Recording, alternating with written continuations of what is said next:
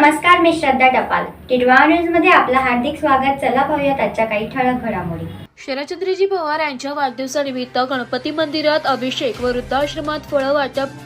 राष्ट्रवादी काँग्रेस पक्षाचे राष्ट्रीय अध्यक्ष लोककल्याणकारी लोकनेते शरदचंद्रजी पवार यांच्या वाढदिवसानिमित्त टिटवाळ्यातील गणपती मंदिरात त्यांना दीर्घायुष्य मिळावे म्हणून राष्ट्रवादी काँग्रेसच्या पदाधिकाऱ्यांनी अभिषेक करून खडवली येथील मातोश्री रुद्राश्रमात फळ वाटप केले.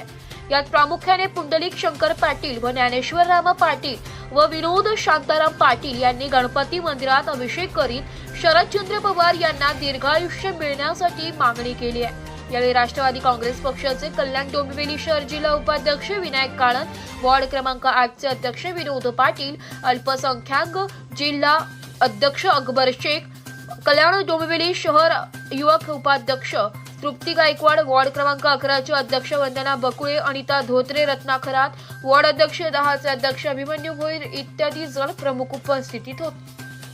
Bureau report, Titwala news, Titwala. तर या होत्या आजच्या काही ठळक घडामोडी. उद्या पुन्हा भेटू याच ठिकाणी. धन्यवाद.